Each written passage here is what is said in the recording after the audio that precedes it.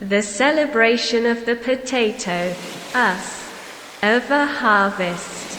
Different varieties, harvested in Germany, grown in Netherlands, back to Germany. They walk in circles to plant us, subverting plantation logics. Such is to bring back a chaotic diversity, from origins far off from where we are. Let me share of how I came to be here, the apple of the earth.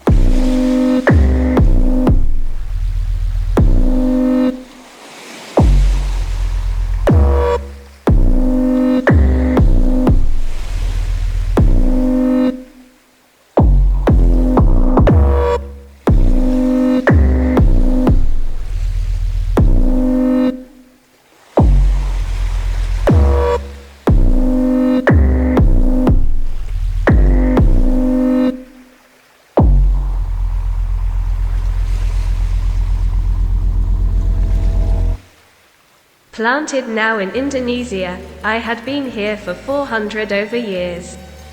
Carried via the same routes as did the other crops, oil palm, rubber, tobacco. They brought us, the Dutch and British, to the East Colonies. We were brought to be grown in West Java Island, 1795, eventually finding that it grew well on the highlands of Sumatra. This stock we were named, the Dutch tuber. The Bataks took care of us, eventually giving us names, singing songs to us as we did for them. They called us Berestagi Kentang. We gave the farmers rich harvests, and nourished them during periods of strife, towards the wars fought in the 1900s and later years. Here uphill, we yield the most in Southeast Asia, that of the Dutch varietals.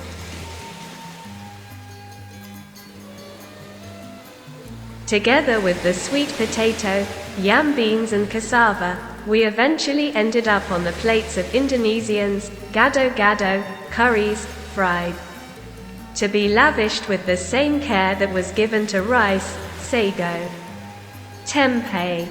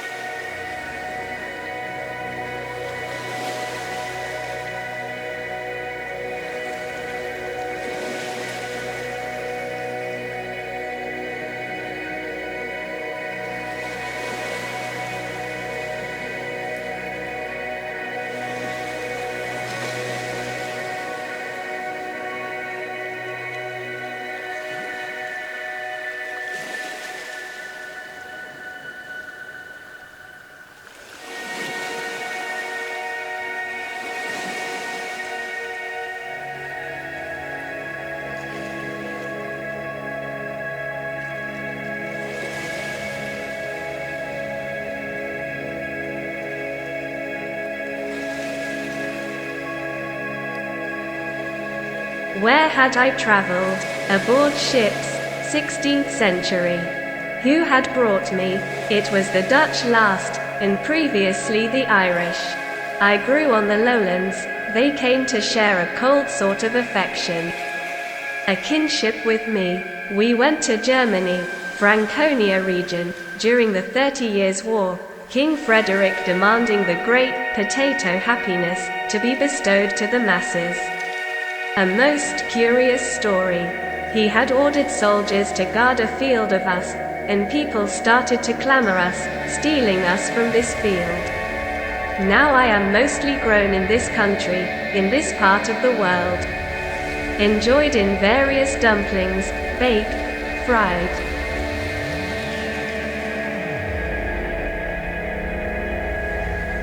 We were brought by the Spaniards from South America, along with viruses, pathogens, to Western Ireland, England. As a curiosity, perhaps. Carolus Clausius the botanist brought us, so they said, a great plan to sow us, across Vienna, Frankfurt, Leiden.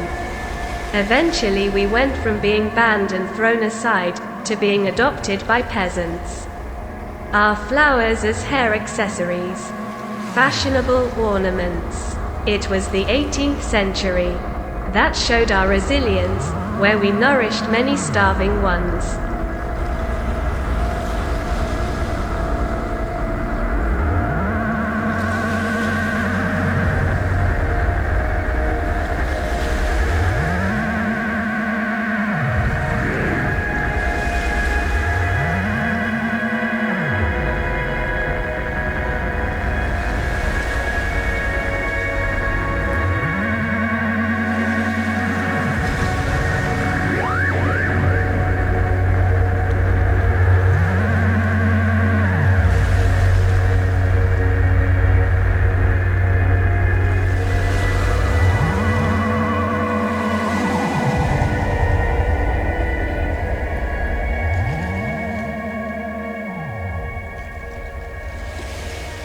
But from where before then, a long time ago, we thrived up high, up in the Andes, till now, new varieties are born, when the flowers cross-pollinate.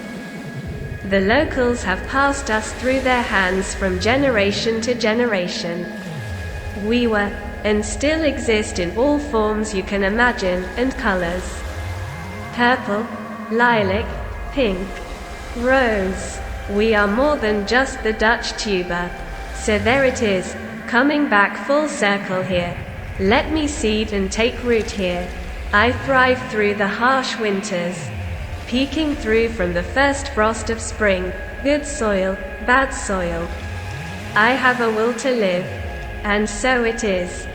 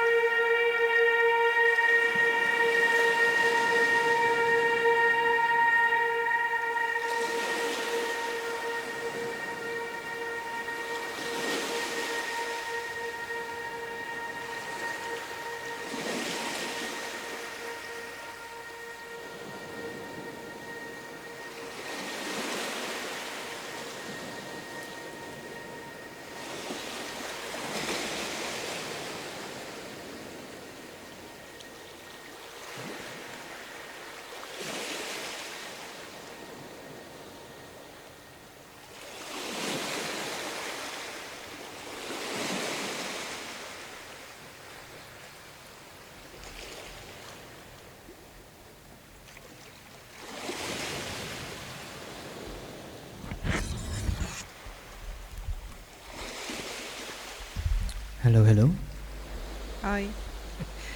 Hi.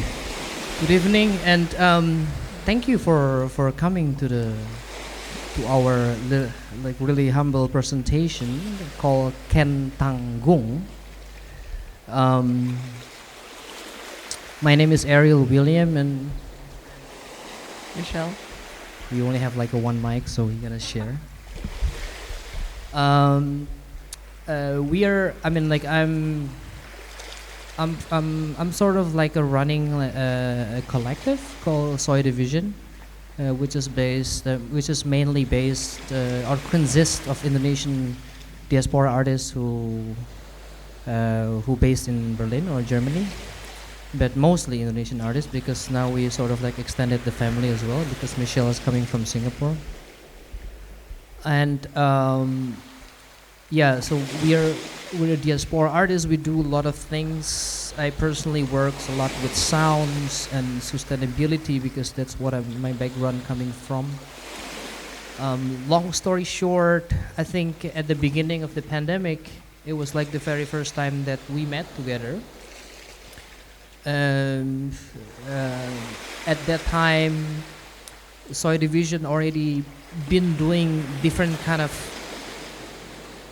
format or like artistic practices, I would say, but most of our practices began with a workshop, basically, like this. I mean, for example, today we did a workshop with the 4 participants. We're talking about specific things.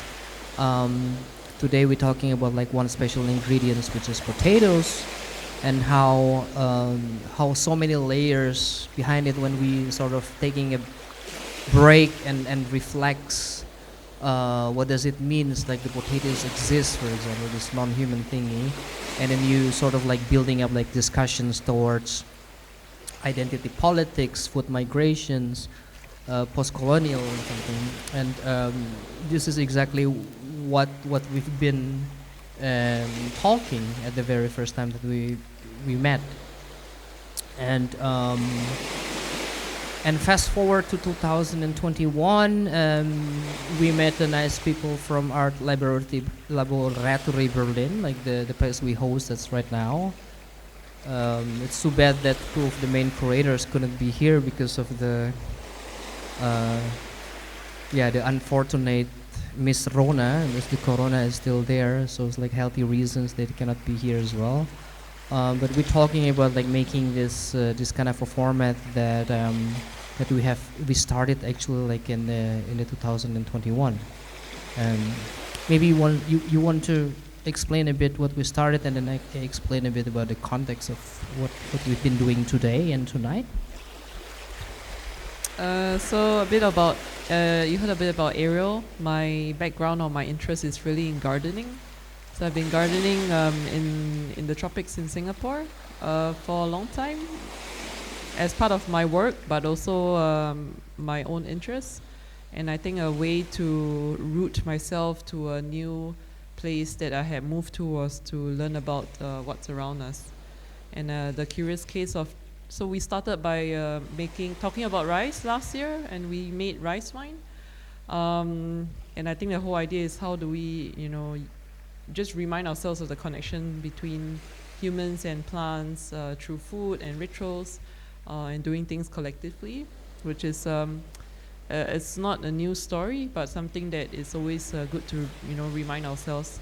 And that led us to potato. I think it's something that is kind of recognized here and perhaps around the world, and something I found really curious, having been to the Andes and understood the origins of the potato. I was really somewhat surprised to see not many varieties of potatoes in the supermarkets here. So I did a bit more research, and I started to learn more about the historical trajectory of the potato relating to here, and how it relates back to Indonesia, where the Dutch currently supply potato seeds to Indonesian farmers and earn a lot of money from that.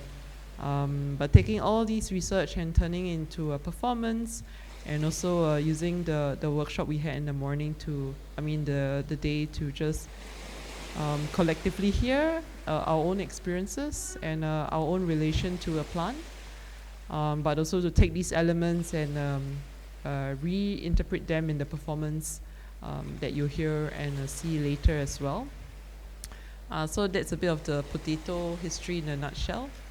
Yeah. Yeah, I think I probably wants to explain a bit how the day looks like and how we come to this performance. I mean, you already seen like the first part of the performance when we sort of wrote the script about the historical storytelling about potatoes, but we sort of like fast forward it, like do it like reverse engineering. So we started we not started when where the potatoes actually become native, but like rather fast forward after the whole hundred of years of migrations of these plants, and we sort of like moving back to historical sort of phenomenon or like point in history, like Michelle said, like it sort of like began in Peru or like in Andes. To Indonesian context, for example, I think Michelle also talked that it was brought by the Netherlands. The Netherlands came to Indonesia back then in the 16th centuries, not the first one. Like the first one was Portuguese in the 15th centuries. But the Netherlands came as a company, basically. The company called VOC. It's not even the part of the kingdom or it's a part of the government, but it's a private owner's company who looks for business opportunity.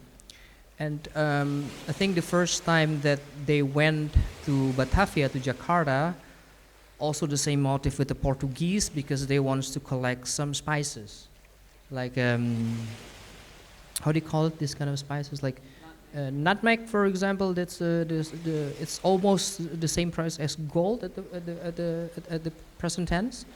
So it's really rare, and then there's like one specific island in Indonesia that also grew nutmeg. So that's the basic motive. Well, they came along and tried to get as much as nutmeg as they want. But apparently before they went to South America, and then they bring this kind of potatoes, try to seed them. And you said there's an interesting stories that up until present days, they still actually have the profit of all of this. You probably want to elaborate on that. I don't want to go into the financial side of things for today's performance, but I was shocked, but not really shocked, to learn that I think still today a huge part of the agricultural sector that belongs to the Dutch and the Germans, they still profit a lot from potato seeds. So I think they own the IP rights of seeds. And many farmers, or Indonesia is one of the biggest exporters of potatoes, especially in Southeast Asia, and they do purchase seeds from the Netherlands specifically. So there is the financial tie, but it's really continues more than 400 years. And the dynamics have not really shifted, but it has changed its form. So I was kind of unaware until I started to look a bit more into what happens today, or what had happened right now. Yeah. And also, like, it's really interesting when you mentioned also in the workshop before today that we are what we eat. We sort of like doesn't realize about this kind of facts of part of the history, part of still sort of like ongoing business as usual kind of thing. That we just go out to the Donaladen and buy the fries, and without even realizing it. What does it mean for us, or how does it came from? So I think it's a part of the reflection point of the workshop, I guess. So what we've been doing, actually, not only on this workshop, but in general, in most of the Soydivision context, is the part why we actually doing a workshop, because it's a sort of like a social art practices that we need sort of like insight from other people to know like their experience and open up dialogue around the topics that we concern. And this is exactly what we did today, right? So we did the first half of the day. We gathered in the garden and the back, and we actually plant the potatoes. And while we're planting the potatoes, we sort of like did a self-reflections, which we wrote.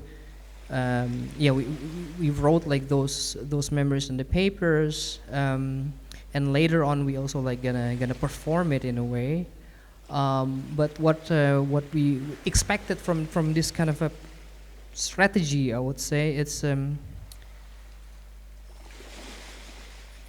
a dialogue opener from a multiple experience. It's not even talking about nationality and where you come from, but then like really comes in the personal level. What kind of memory that brings you to a certain experience in consuming food or something, and then from that there's a lot of experience about what is the political situation when this actually happened, what is the tendency of, I don't know, a lot of reflections that comes to the contemporary problems, like a lot of things. I mean, we can mention about the sustainability, we can mention about gender, we can mention about the climate change. But the thing, like, to start it like with what Michelle always said, like, get your hands dirty and really do something about it, which is we don't really practice this in the daily life of a modern contemporary world. It's such a nice practice, at least in my experience, to do that. And I think another technical part of this the setup is, you saw like the first, I think, almost 13 minutes of the lecture, which is made entirely by the AI, by the robot. This is also just like this came really last minute, right? Because I don't personally work with AI. I think for fun. So I'm not an AI artist, but we are not. For the context of tonight, when we talk about sort of like artistic strategy that we're gonna pursue, when Michelle suggested like, hey, why don't we sort of like play around with the AI generated text or images? For example, the script that we wrote is playing back by a robot, by a machine, like as simple as you type some text to Google Translate or like a DeepL whatever like translation you get, and they're gonna play it back, and you hear it back, and also there's a lot of nice experience on how they spell each words and how they make mistakes, and how at the same time you gain knowledge as well, because probably you don't really know the word, what does the words means until the persons actually speak it. And also a lot of images that you saw in the first video is mostly generated by the text of our script, with a little bit twist of like a personal reflections, I would say. This is also like really a nice reflection on how this kind of artificial intelligence position in the art creating making process. I mean, some of people have an argument this is like an instant art. Some people argue that this is not a real art, for example. But I think my personal learning point, it's really interesting because, for example, all the pictures that we generated today, it's based on text, and the way you shape it, you just not like putting like one sentence or like one word. It's just sort of like it's an hours of experimenting with the composition of words. So I think it's interesting also in my experience for the first time, I sort of having the same experience as I compose music or I compose a painting, because the choice of word becomes sort of like the palettes of what the AI gonna respond to you back. So long story short, because Michelle always put the word non-human in this kind of workshop descriptions that we say. It's really, for me, it's like one of the biggest reflection is potatoes is basically non-human. AI is sort of like a non-human but man-made sort of thing. And then the whole thing about like the monetizing, about the how we capitalize this non-human is actually driven by the human itself. So that's why I think in this context, the artistic strategies like goes to this kind of AI thingy. Yeah, do you want to add something about this, because I think it's interesting how you comes up with the idea. It's really simple. I think I just started taking a class about machine learning and art making in one of the creative technology schools here in Berlin. And of course, I think in the class we really grappled with the ethics of using AI. But still, the outcome, it's always really fun to work with. And it's really interesting to see how we can still try to perceive our agency in the creation of art here, and what we can do by mixing in something that's generated by algorithms to create a performance that's audiovisual, a bit more sensorial, rather than something that seems overly manufactured as well. So yeah. Yeah, I think that's sort of like the basic reason on how the performance construct today. And probably should we start with the second part of the performance? So what we did in the afternoon is a little bit exercise when we actually planned the potatoes, is to have like a personal reflections about like a long stories or like what you actually remember about potatoes, and we share it in the groups. And after like I think 2 times iteration round, when people hear like give a feedback and taking some notes, we sort of like put everything to the machine again. And then what you're gonna hear and see in the second part of a performance is like the machine interpretations of what we had this afternoon. So it's a part of the memories that we each of one had and carried now. And then collectively we sort of like bring it back together in the context. And now with the presence of machine learning, this is the performance that we're gonna have. Okay.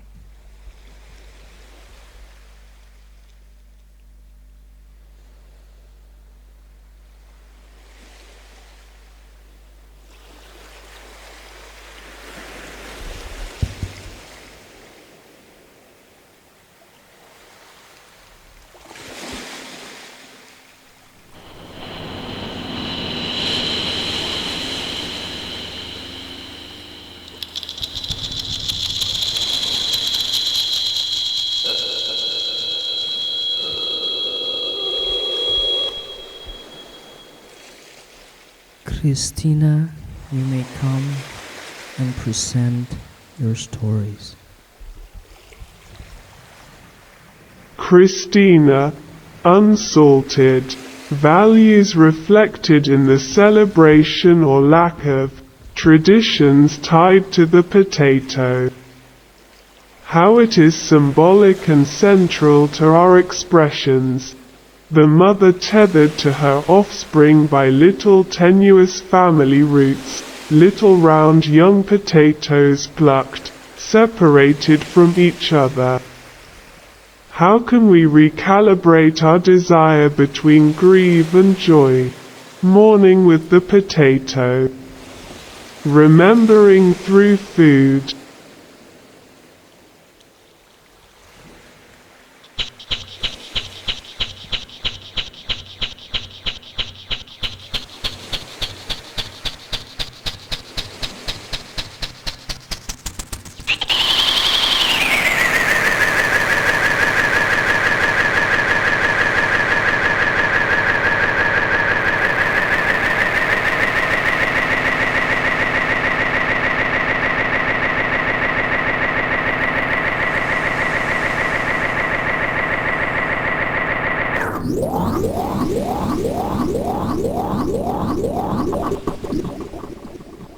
Francis, you may now come. Dipelakan ayeuna di Indonesia kuring parantos saya di dieu salami 400 tahun. Dibawa ngaliwatan jalur anu sami sareng pepelakan anu sanes sawit karet bako. Paranehna mawa urang, Walanda jeung Inggris ka koloni wetan. Urang dibawa tumuwuh di Pulo Jawa Barat 1785 akhirna manggihan yen eta tumuwuh oge di dataran luhur Sumatera. Saham ieu kami namina ummi Walanda. Urang Batak ngarawat urang akhirna masihan nami nyanyi lagu-lagu ka urang sapertos anu urang lakukeun pikeun aranjeuna. Aranjeuna disebut kami berasta di Kentang. Kami masihan para patani panen anu beunghar sareng ngasuh aranjeuna salami zaman paseak nuju perang-perang dina 1800s sareng taun-taun salajengna. Di dieu upil, urang ngahasilkeun paling di Asia Tenggara eta tina varietal Walanda. Bareng jeung ubi, buncis jeung singkong akhirna nepi ka piring urang Indonesia gado-gado kari goreng. Pikeun dikumbah kalayan perawatan anu sami anu dipasihkeun kana sangut sagu tempe.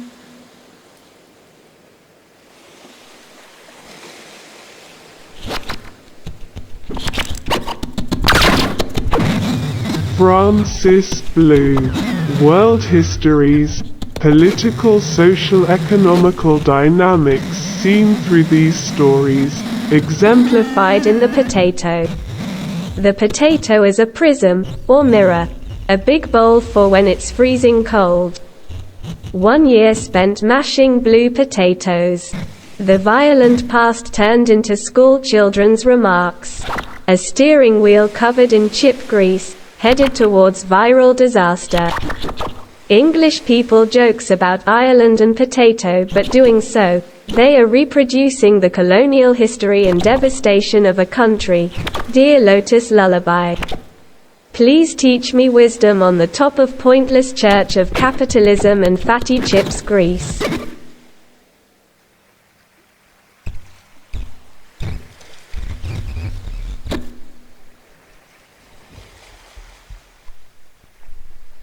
Tuche, you now may come and tell your story.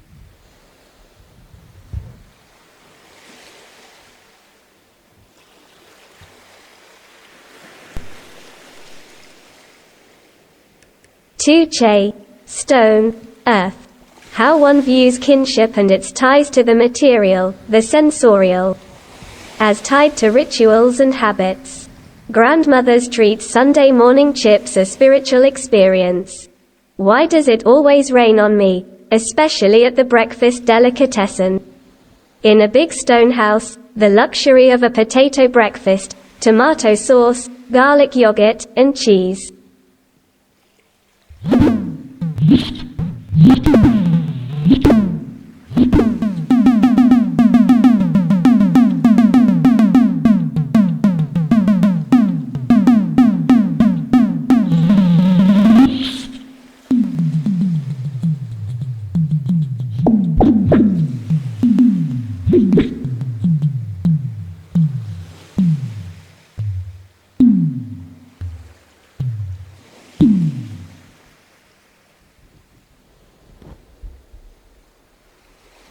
Michelle, now it's your turn to tell your story.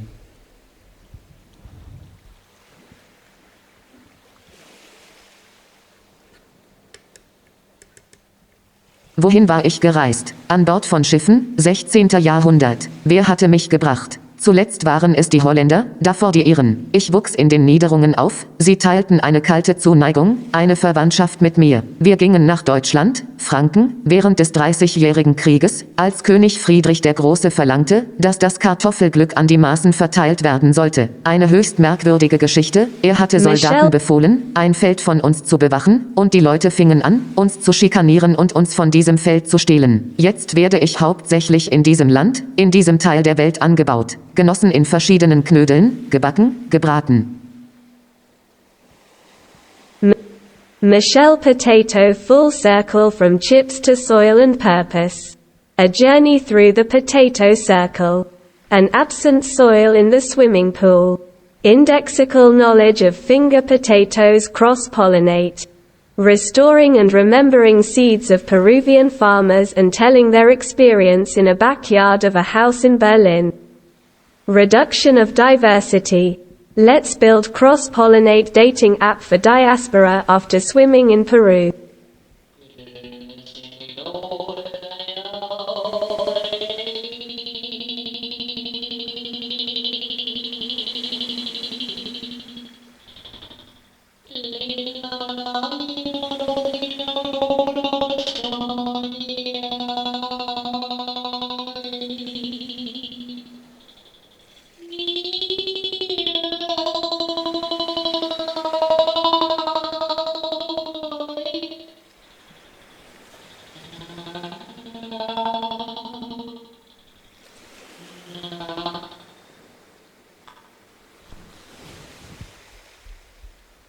It is actually my turn.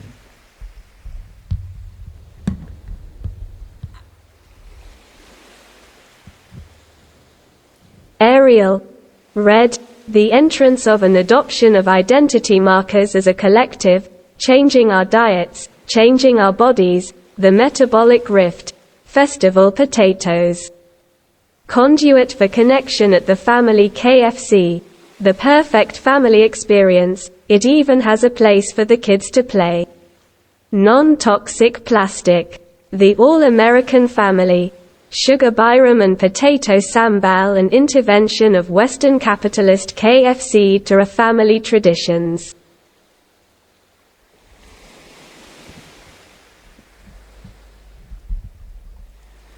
Now I invite all of us to come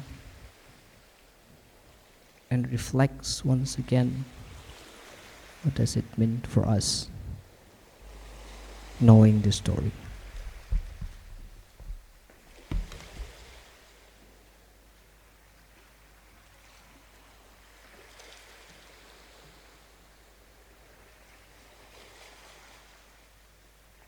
Los españoles nos trajeron de Sudamérica, Michelle Potato One history, journey social economic tied to rituals and absent soil, grandmother's tree, Sunday morning political social economical dynamics seen through these stories. Michelle Potato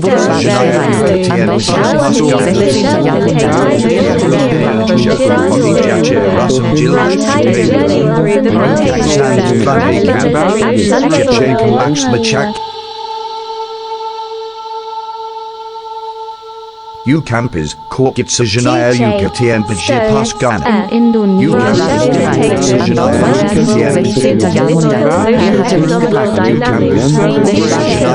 An Bord von circle from chips to Francis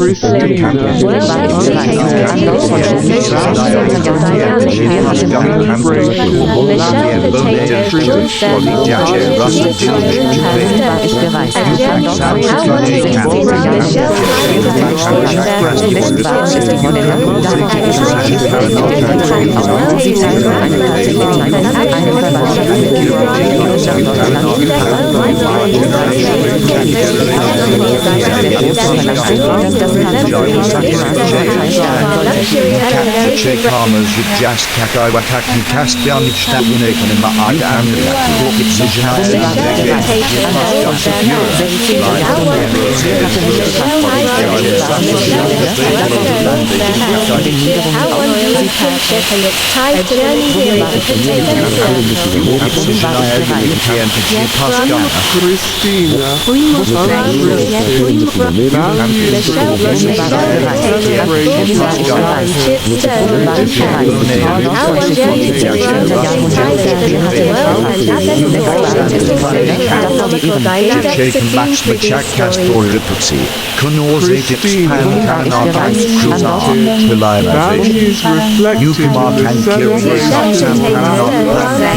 generation, cat generation, gereist. How one journey through the potato You cell. found the mother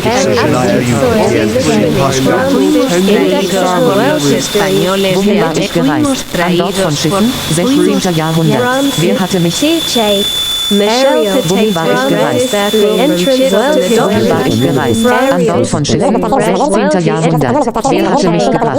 Zuletzt waren es die Holländer, davor die Iren. Ich wuchs in den Niederungen auf. Sie teilten eine kalte Zuneigung, eine Verwandtschaft mit mir. Wir gingen nach Deutschland, Frankreich, während des 30-jährigen Krieges, als König Friedrich der Große verlangte, dass das Kartoffelglück an die Maßen verteilt werden sollte. Eine höchst merkwürdige Geschichte. Er hatte Soldaten befohlen, ein Feld von uns zu bewachen, und die Leute fingen an, uns zu schikanieren und uns von diesem Feld zu stehlen. Jetzt werde ich hauptsächlich in diesem Land, in diesem Teil der Welt angebaut, genossen in verschiedenen